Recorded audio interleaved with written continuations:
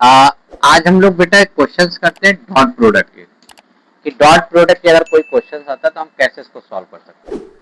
देखिए, पहली बात तो हम समझ लें कि डॉट प्रोडक्ट बेटा कैसे करते हैं, है ना। तो पहले तो ये समझे कि डॉट प्रोडक्ट कैसे करते हैं।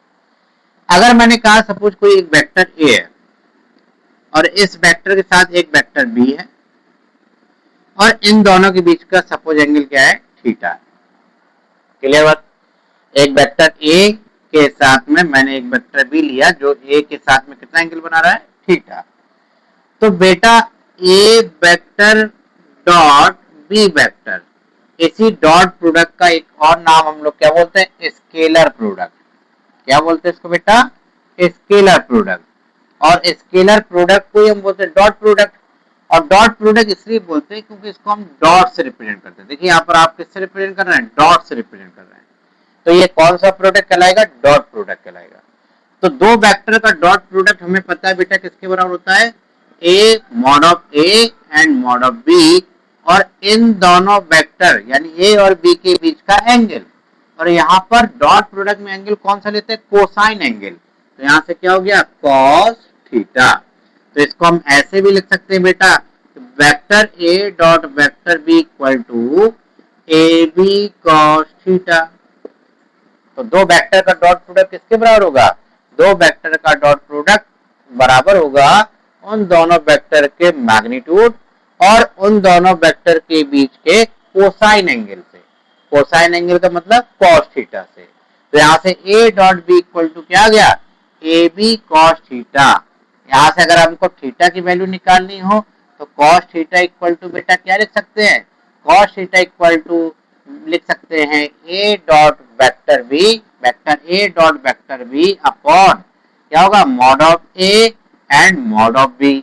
तो mod of A and mod of B, तो मॉड ए आपको निकालना आता है। मैंने आपको बताया था कि मॉड ऑफ ए की वैल्यू कैसे निकालते हैं, फॉर्मूला याद रखिए, X square plus Y square plus Z square. इस वाले फॉर्मूले से हम किसी भी वेक्टर का मॉड निकाल सकते हैं। अब अगर बात करें तो इसकी प्रॉपर्टीज की, कि डॉट प्रोडक्ट की प्रॉपर्टीज क्या होती है, प्रॉपर्टीज, ठीक है। तो इसको बेसिकली हम लोग रटते हुए, जैसे हम एक क्वाड्रेंट को बना दें बेटा 3D, ठीक है। तो हमने कहा कि ये एक्स एक्सिस है, ये वाई एक्सिस है और साथ में ये क्या है, जेड एक्सिस है। और तुमको पता है कि वेक्टर में एक्स एक्सिस की डायरेक्शन को हम किससे रिप्रेजेंट करते हैं, आई कैप से। वाई एक्सिस की डायरेक्शन को किससे रिप्रेजेंट करते हैं, जे कैप से। और जेड एक्सिस की डायरेक्शन को बेटा किससे रिप्रेजेंट करते हैं, के कैप से। इतनी बात समझ में आई। अगर इसकी प्रॉपर्टी की बात करें बेटा, अगर आई के साथ अगर हम एक और आई ले लेते हैं तो इसका मतलब जब दो सेम यूनिट वेक्टर, जब दो सेम यूनिट वेक्टर हो तो आई डॉट आई, आई का अगर हम आई के साथ में अगर डॉट करेंगे, अगर आई का आई के साथ डॉट प्रोडक्ट करेंगे तो बेटा बताओ ये ए डॉट बी किसके बराबर होता है, mod of A mod of B होता है कि नहीं होता है, इनटू कॉस थीटा।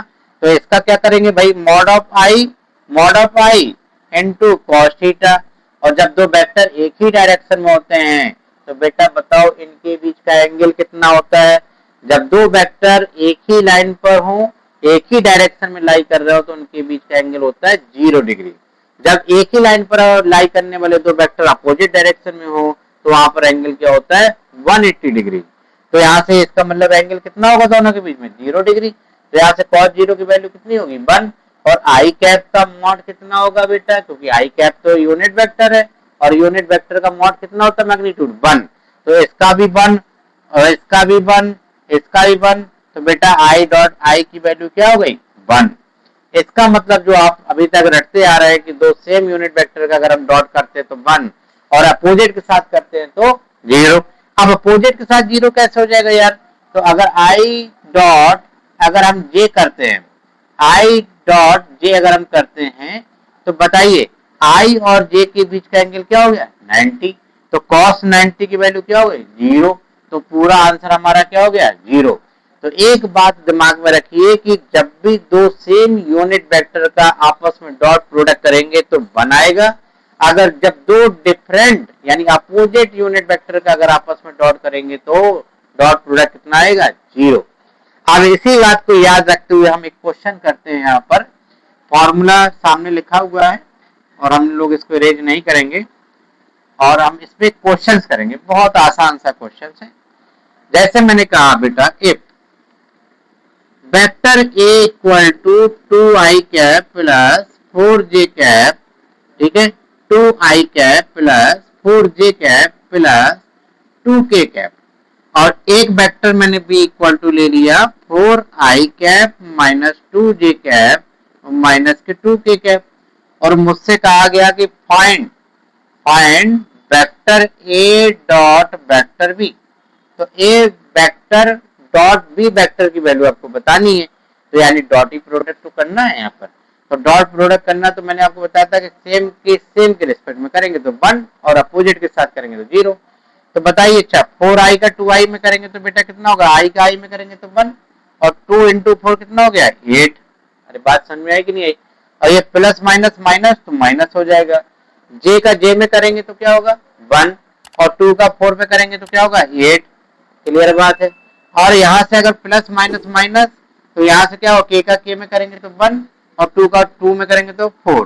तो भाई बताओ आंसर कितना आ गया, -के